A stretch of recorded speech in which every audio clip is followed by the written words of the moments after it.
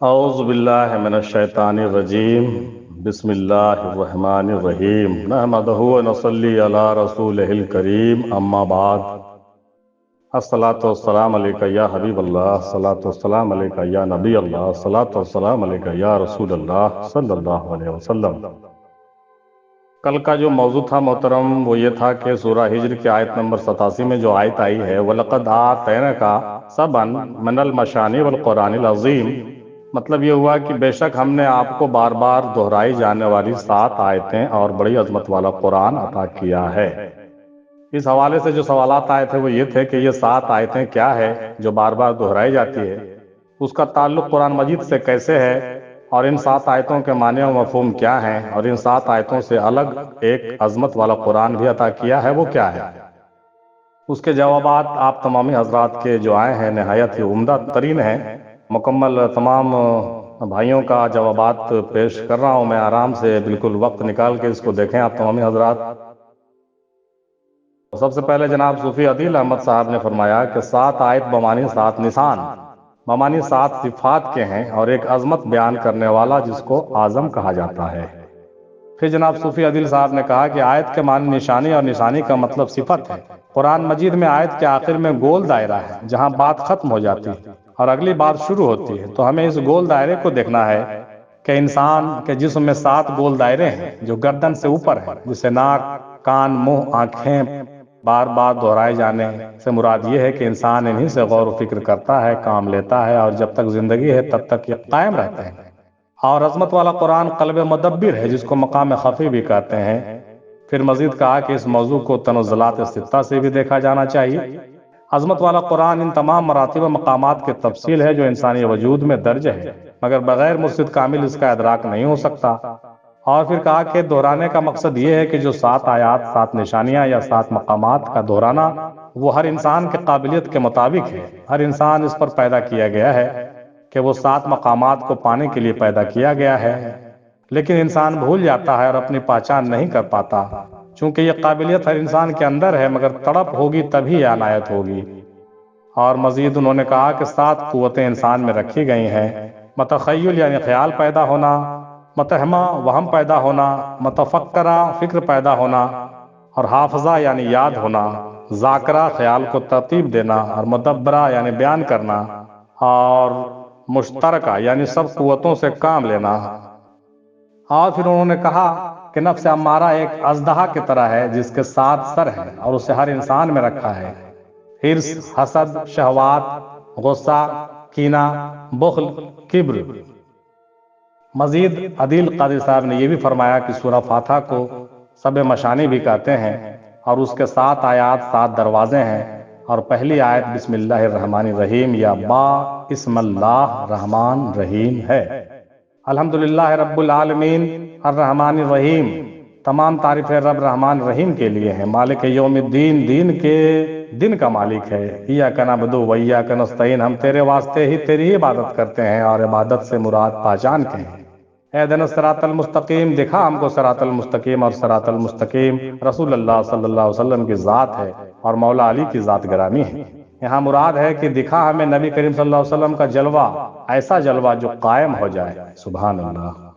صراط الذین انعمت علیہم، وہ صراط جو انعام والوں نے دیکھی ہے، غیر المغضوب علیہم ولا الضالین، ان کا نہیں جن کو تو نے ترغیب ہی نہ دی کہ سرکار کی دیدار کی طلب کریں۔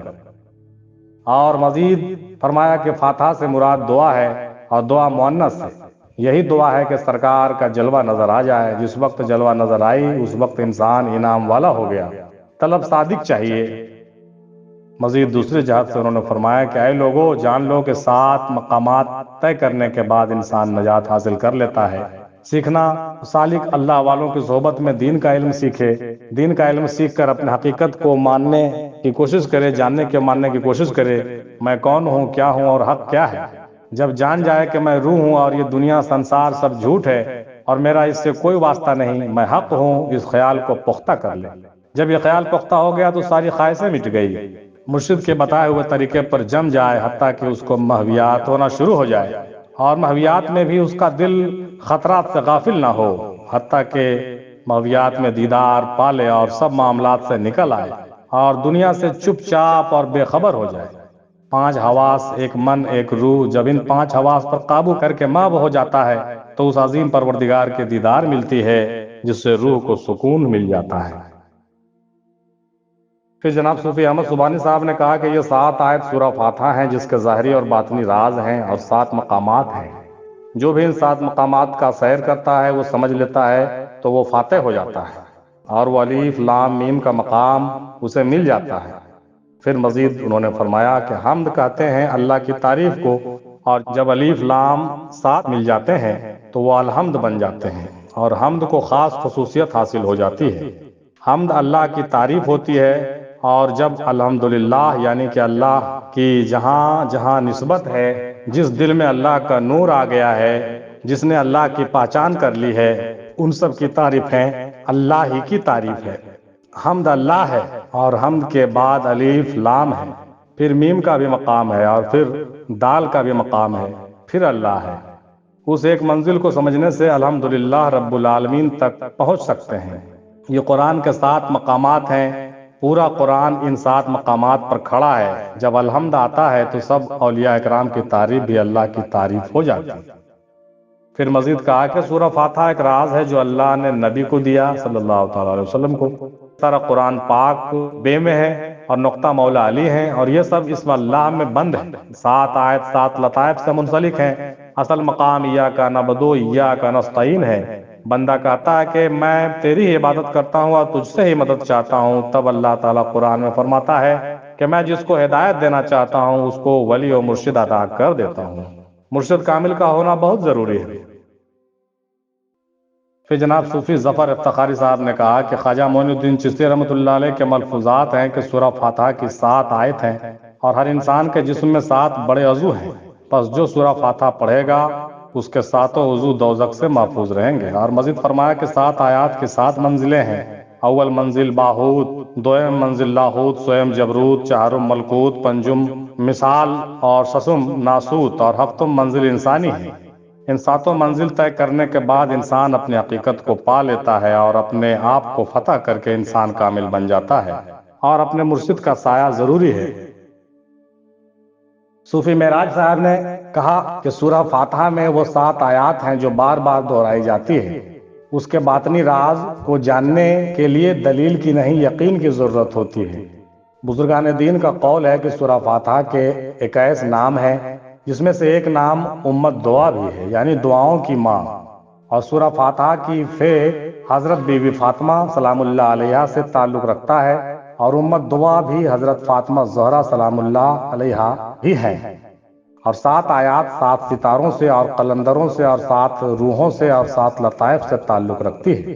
سورہ فاتحہ میں ہمیں ہماری اصل منزل کی طرف لوٹنے کا راستہ بتایا گیا ہے۔ ان لوگوں کا راستہ اختیار کرو جس پر انعام ہے، انبیاء، اولیاء، صدیقین، شہداء، صالحین کا راستہ۔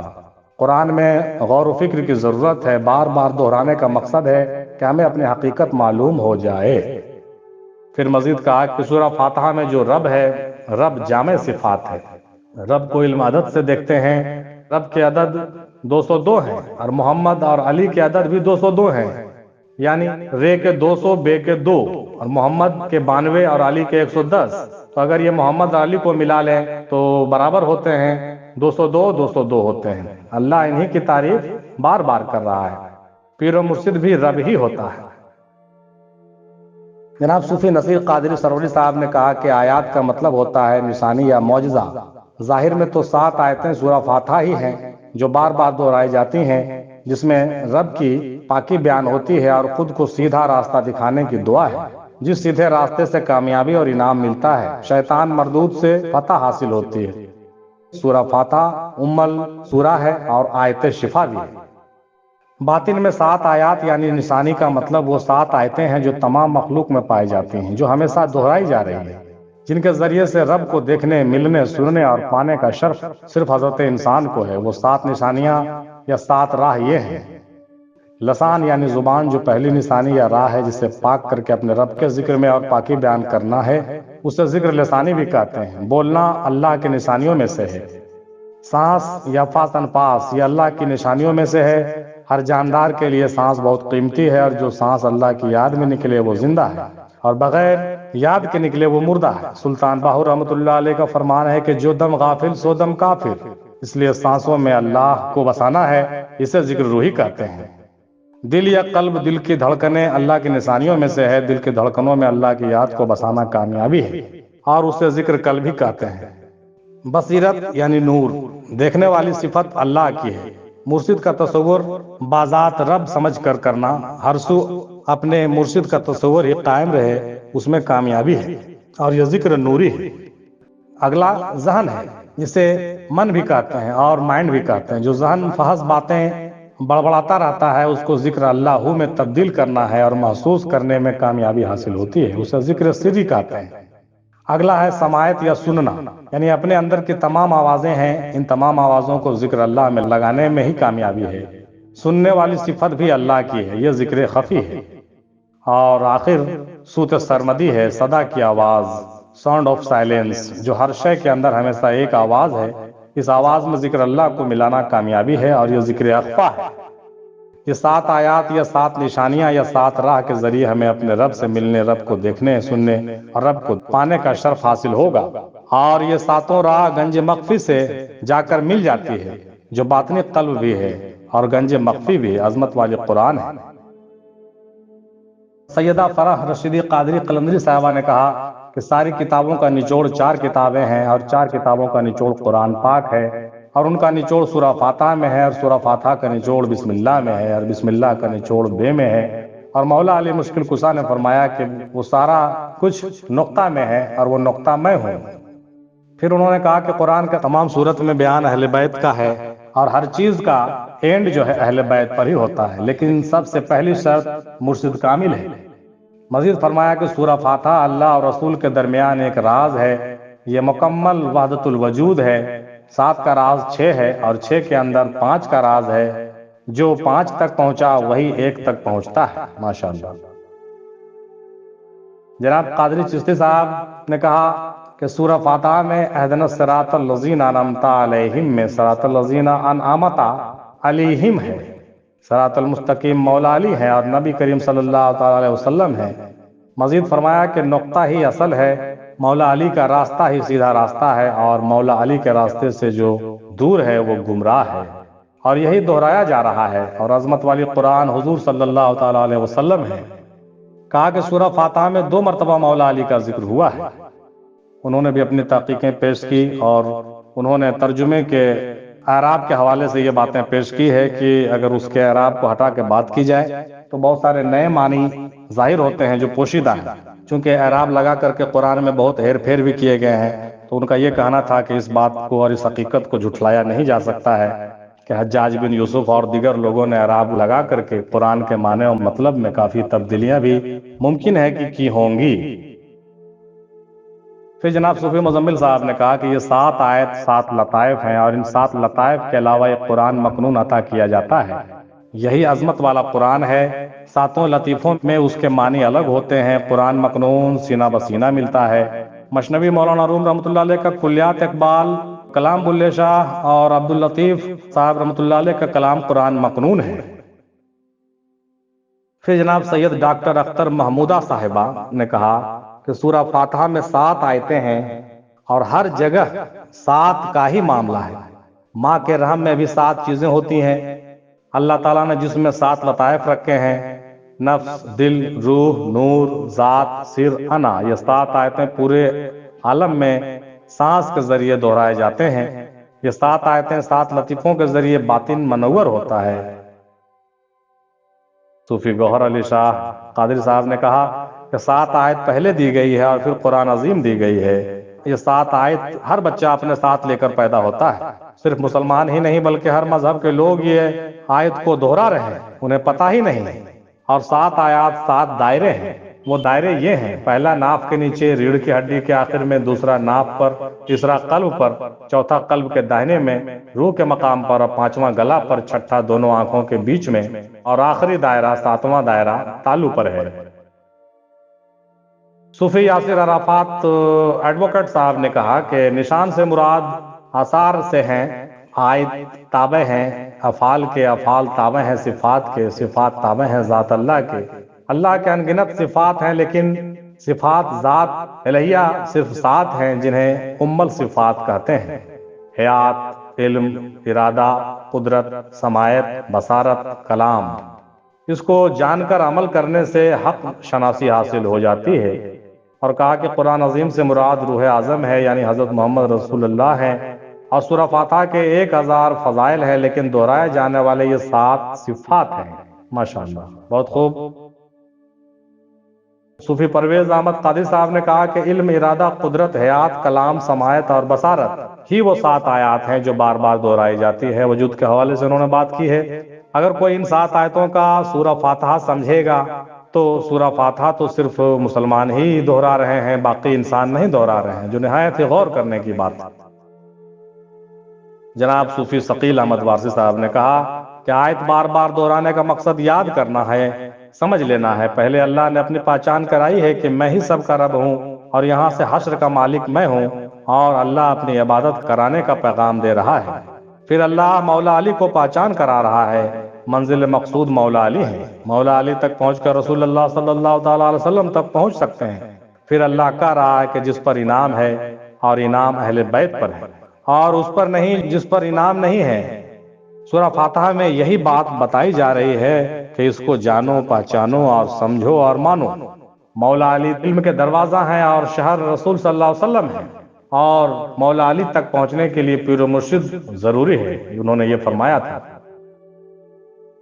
پھر جناب صوفی عمر صاحب نے کہا کہ مولانا جلال الدین رومی رحمۃ اللہ علیہ کا قول ہے کہ مجھے وصل تک سفر کرنے کے لیے کئی سو بار سفر کرنا پڑا۔ مجھے وصل تک سفر کرنے کے لیے کئی سو بار سفر کرنا پڑا، اور کچھ نے 300 تو کچھ نے 3000 مرتبہ کہا ہے۔ سالک کا سفر جہاں پر ختم ہوتا ہے وہاں سے پھر شروع ہوتا ہے۔ جب تک وصل نہ ہو یہ سلسلہ بالکل جاری و ساری رہتا ہے۔ وصل میں 7 چیزیں دہرائی جاتی ہیں اور وہ لطائف ہیں۔ جب سارے لطائف روشن ہو جاتے ہیں تبھی وصل ہوتا ہے، بقا باللہ کے مقام حاصل ہوتی ہے۔ ماشاءاللہ، بہت عمدہ۔ صوفی سرفراز عتیقی مدنی صاحب نے کہا کہ وہ 7 آیات سورہ فاتحہ ہے جو بار بار دہرائی جاتی ہے، اور اس کا تعلق قرآن سے ہے کہ خود اللہ فرماتا ہے کہ سورہ فاتحہ القرآن ہے۔ بہت عمدہ طریقے سے آپ تمامی حضرات نے اپنی اپنی باتیں پیش کی، اس کا میں تہ دل سے مشکور اور ممنون ہوں۔ آپ نے بہت وضاحتوں کے ساتھ سورہ فاتحہ کے حوالے سے وہ باتیں پیش کی ہے، اور اب اپنا نظریہ پیش کرنے کا وقت آیا ہے۔ تو جناب محترم، میں کیا کہوں، آپ تمام حضرات نے تمام تشنگی کو دور ہی کر دیا ہے۔ اپنے خانقاہ کے حوالے سے میں چند الفاظ اپنے طرف سے یوں پیش کرتا ہوں کہ 7 آیتوں والی سورت سورہ فاتحہ کو کہا جاتا ہے، یقیناً صحیح ہے، اور یہ آیت نماز کی ہر رکعت میں دہرائی جاتی ہے۔ اس سورت کی بے مثال فضیلتیں ہیں، اور ان کے بغیر نہ تو نماز ہوتی ہے اور نہ ہی نیاز ہوتا ہے۔ اس کے معنی و مفہوم نہایت ہی گہرے ہیں اور راج سے بھرے ہوئے ہیں، اس میں کوئی شک کی بات نہیں، اور اس سورت کی تفصیل اور اس کی تشریح بیان کرنا بہت ہی دشوار گزار کام ہے میرے بھائی۔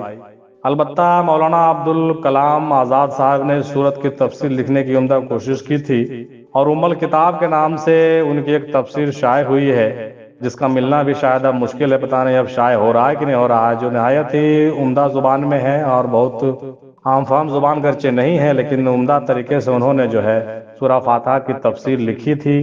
الکتاب کے نام سے اگر یہ کہیں ملے تو ضرور پڑھنا چاہیے ہم لوگوں کو، اور اس پر غور و خوض کرنا چاہیے، جس میں انہوں نے اپنے بہترین تحقیقات پیش کی ہے۔ موقع ملے تو ضرور پڑھیے۔ اور جہاں تک سوال ہے کہ اس کا تعلق قرآن مجید سے کیسے ہے، تو اس کا تعلق قرآن مجید سے ایسے ہے کہ یہ القرآن ہے، تمام صحیفوں کا مجموعہ قرآن ہے، جیسا کہ اوپر ذکر ہوا ہے، اور جو کچھ قرآن مجید میں ہے اس کا نچوڑ سورہ فاتحہ میں ہے، اور جو کچھ سورہ فاتحہ میں ہے اس کا مغز بسم اللہ شریف میں ہے، اور جو کچھ بسم اللہ شریف میں ہے اس کا راز بے کے نقطے میں ہے، جیسا کہ اوپر ذکر ہو چکا ہے، مختلف لوگوں نے کیا ہے، اور بے کی حقیقت بے کے نقطے میں پوشیدہ ہے۔ بے کی حقیقت جو ہے بے کے نقطے میں پوشیدہ ہے، چنانچہ مولا علی علیہ الصلوۃ والسلام فرماتے ہیں کہ میں بے کا نقطہ ہوں، یعنی بے کے نقطے میں سارے راز مضمر ہیں۔ اس لیے ہمارے دادا حضور سرکار میم ہندی رحمۃ اللہ علیہ نے لکھا تھا کہ قلم نے بسم اللہ لکھا اور ٹوٹ گیا، قلم نے بسم اللہ لکھا اور ٹوٹ گیا، اور اس سے آگے کچھ بولنے کی ضرورت تو بچتی نہیں ہے۔ اب رہ گئی بات کہ ان 7 آیتوں کے ظاہری معنی و مفہوم بہت آسان ہے، لیکن باطنی معنی و مفہوم کا مطلب سمجھنا بہت مشکل ہے، کیونکہ اس میں بہت راز بھی پوشیدہ ہیں۔ ہمارے پیر و مرشد میر مہندی رحمۃ اللہ علیہ، صاحب افضل حسن رحمۃ اللہ علیہ نے اس سورت کو یعنی سورہ فاتحہ کو سورہ فاتحہ والفاطمہ کے نام سے موسوم کیا تھا اور پکارا تھا، کیونکہ اس سورت میں اہل بیت اطہار کے بارے میں باطنی طور پر یقیناً ذکر ہے۔ ہمارے خانقاہ کے سجادہ نشین جناب حضرت کمال حسین قادری صاحب مدظ اللہ العالی، جو ہمارے خانقاہ کے سجادہ نشین ہیں ابھی موجودہ، اور ہمارے والد حضور بھی ہیں الحمدللہ، تو اس سورہ فاتحہ کے معنی و مفہوم کے حوالے سے اور تفسیر کے حوالے سے بہت عمدہ طریقے سے انہوں نے جو ہے بیان کیا ہے، اور وہ جو بیان ہے 2-4 بیان ہیں تقریباً، وہ ہمارے چینل مرکز افضلیہ پر اویلیبل ہے، اگر آپ چاہیں تو اسے سماعت کر سکتے ہیں سرچ کر کے۔ تو بس یہی سب باتیں ہیں جو میں اپنے طرف سے کہہ رہا ہوں، ورنہ تمام باتیں تو آپ فرما ہی چکے ہیں۔ ان 7 آیتوں سے الگ عظمت والا قرآن کی جہاں تک بات ہے محترم، تو در حقیقت میں سمجھتا ہوں کہ الگ کوئی قرآن نہیں ہے، وہ قرآن ایک ہی ہے، اور اسی قرآن میں ساری نشانیاں موجود ہیں جیسا کہ میں نے اوپر ذکر کیا ہے۔ اور قرآن کا بھید بسم اللہ میں، اور بسم اللہ کا راز بے میں، اور بے کا راز بے کے نقطے میں، وہ نقطہ کیا ہے؟ وہ نقطہ محمد صلی اللہ علیہ وسلم کی ذات ہے، اور ان کے اہل بیت اطہار سے ان کی نسبت اور تعلق کا مسئلہ ہے۔ وہ پنجتن پاک ایک ہی نقطے کے جز ہیں اور حصے ہیں، آپ اس کو سمجھ سکتے ہیں اچھے طریقے سے، جیسا کہ ہمارے بھائی اوپر نے ذکر کیا کہ محمد صلی اللہ علیہ وسلم اور حضرت علی کے اگر عدد کو گنے تو وہ رب کے عدد کے برابر ہوتا ہے، تو اس میں بھی بڑی بھید کی بات ہے، اس میں سوچنا اور سمجھنا بھی چاہیے۔ تو میں سمجھتا ہوں اہل بیت پنجتن پاک کا جو مسئلہ ہے یہ بالکل 5 ایک ہی ہیں، وہ الگ نہیں ہیں، ایک دوسرے سے جڑے ہوئے ہیں، اور 5 جز ہیں، اور سارا کائنات اسی میں سمایا ہوا ہے، اسی وجود میں، اور اسی وجود میں سمایا ہوا ہے۔ در حقیقت یہی قرآن ہے، البتہ کاغذی قرآن اور حقیقی قرآن اور ہے، جیسا کہ آپ تمامی حضرات سمجھتے ہیں کہ عکسی طور پر جو چھپی ہوئی کتاب کو قرآن سمجھ رہے ہیں، وہ قرآن نہیں بلکہ اس کا ایک عکس ہے جس کو بعد میں شائع کیا گیا تھا، لیکن حقیقت میں جو قرآن ہے وہ تو آپ سمجھ رہے ہیں کہ وہ محمد اور آل محمد ہی ہیں صلی اللہ تعالی علیہ وسلم، اور ان کی ذات گرامی اور ان کی حقیقتیں جو ہے وہ دراصل وہی قرآن ہے، قرآن ہے، قرآن ہے، قرآن محمد، ہمارے دادا حضور نے بھی فرمایا۔ جہاں تک اس قرآن کے 7 آیتوں اور سورتوں کی بات ہے، وہ در حقیقت 7 منزلیں، 7 عضو، 7 دائرے، 7 مقامات، اور اس کو آپ 7 تنزلات الستہ سے بھی سمجھ سکتے ہیں، اور 7 طبق زمین اور 7 طبق آسمان بھی ہے، لطائف بھی 7، نفوس بھی 7، صفتیں بھی 7، جس کا ذکر بار بار ہوتا بھی ہے، اور آج اوپر میں اب تمام حضرات نے ذکر بھی بہت تفصیل سے کیا ہے ماشاءاللہ۔ یہ ساری حقیقتیں اس میں پوشیدہ ہیں، اور یہ دہرایا جاتا ہے، اور ان منزلوں کو طے کر کے ہی کوئی سالک جو ہوتا ہے وہ سفر کرتا ہے اور منزل مقام کو پہنچتا ہے۔ اس کے سفر کے بنا کوئی پہنچ نہیں سکتا ہے، اس کے بعد ہی کوئی سالک منزل اسفل السافلین سے مقام حسن تقویم تک پہنچ سکتا ہے، یہی راستے ہیں، اور بنا اس کے دہرائے ہوئے، بنا اس سے گزرے ہوئے کوئی سوال ہی پیدا نہیں ہوتا ہے کہ مقام وصل تک گزر ہو جائے۔ اب رہ گئی بات سورہ فاتحہ میں جو کہا گیا ہے کہ جس رب العالمین کا ذکر ہے، یقیناً وہ قابل غور و فکر ہے، کیونکہ اللہ تعالیٰ آسمانوں کا بھی رب ہے اور زمینوں کا بھی رب ہے اور تمام عالمین کا رب ہے۔ وہ رحمان بھی ہے اور رحیم بھی ہے اور مالک یوم الدین بھی ہے، اور ہم اسی کی عبادت کرتے ہیں اور اسی سے مدد چاہتے ہیں، کیونکہ وہی مجھے سیدھا راستہ دکھاتا ہے، بتاتا ہے، چلاتا ہے۔ کون سیدھا راستہ؟ منزل و مقصود کا راستہ، ان لوگوں کا راستہ جس پر ان کا کرم ہوا، اللہ کا کرم ہوا، اور ان کا راستہ نہیں جس پر ان کا غضب ہوا۔ امید ہے کہ میری باتیں آپ تمامی حضرات کے ذہن و دل تک پہنچ گئی ہوگی، اور ساری باتیں تو نہیں بیان کی جا سکتی تھی کھل کر کے، کیونکہ یہ موضوع بہت ہی پیچیدہ اور نہایت ہی دشوار گزار ہے۔ کچھ باتیں ایسی بھی ہوتی ہیں جس کو ظاہری لفظوں میں یا زبان سے بیان کرنا نہایت مشکل ہوتا ہے، لہٰذا میں معذرت کے ساتھ یہ کہتا ہوں کہ جتنی چیزیں آپ تمامی حضرات نے بیان کی ہیں ماشاءاللہ بہت ہے سمجھنے والوں کے لیے، اور ان تمام چیزوں کو دوبارہ آپ کے سامنے پیش کر کے میں نے جو وضاحتیں پیش کی ہیں اپنے طریقے سے 2 باتیں کہہ کر کے اپنے خانقاہ کے حوالے سے، امید ہے کہ ان تمام چیزوں پر آپ حضرات غور و فکر کریں گے اور سورہ فاتحہ کی باتوں کو سمجھنے اور غور کرنے اور اس کی حقیقتوں کو سمجھنے کی کوشش کریں گے۔ یہ ادنا کوشش تھی ہمارے ٹیم کی اور ہمارے طرف سے کہ ہم آپ کا دھیان جو ہے حقیقت و معرفت اور تصوف کی طرف لے جائیں، اور اس سے آگے کی باتیں آپ اپنے پیر و مرشد، اپنے رہبر کے قریب بیٹھ کر کے نہایت ہی خلوت میں، تنہائی میں گفتگو کر کے تمام حقیقتوں کو سماعت فرمائیں۔ جتنا ممکن تھا ہم نے اور ہمارے چینل نے اس کو وضاحت کے ساتھ پیش کرنے کی کوشش کی ہے، اور جو چیزیں لغز سے ہوئی ہیں، جو چھوٹ چکی ہیں، میں اس کے لیے معذرت چاہتا ہوں، کیونکہ یہ ایسی بات ہے، یہ ایسا راز ہے جسے ختم کرنا دشوار ہی نہیں بالکل ناممکن ہے۔ میں دوبارہ معذرت چاہتا ہوں، اس موضوع پر بات نہیں ہو سکی زیادہ۔ انشاءاللہ اگر حیات رہی، زندگی رہی، ہم تمامی لوگوں کی جماعت قائم رہی اور آپ لوگوں کی دعائے خیر رہی ہم پر، ہمارے ٹیم پر، ہمارے خانقاہ کے لوگوں پر جو محنت و مشقت کرتے ہیں ان معاملات میں، تو انشاءاللہ پھر کبھی اس موضوع پر اور کھل کے گفتگو ہوگی انشاءاللہ تعالی۔ دعا میں یاد رکھیے گا، اور اللہ تبارک تعالیٰ سے دعا ہے کہ ہم تمامی بھائیوں کو اپنے راز و بھید کی باتیں سمجھنے اور سمجھانے کی توفیق عطا فرمائے، اور ہمیں اپنے منزل و مقصود میں چلنے اور کامیابی کے ساتھ پہنچنے کی توفیق عطا فرمائے، اور ہم تمامی لوگوں پر اپنے اپنے پیر و مرشد کی خاص توجہ ہو، نگہبانی ہو، اور ہم پر کرم ہو، رحم ہو، عنایت ہو، اور ہم لوگ کامیابی اور سرخروی کے ساتھ سرفراز ہو جائیں۔ آمین ثم آمین، وآخر دعوانا الحمدللہ رب العالمین، برحمتک یا ارحم الراحمین، بحق لا الہ الا اللہ محمد الرسول اللہ صلی اللہ تعالی علیہ وسلم۔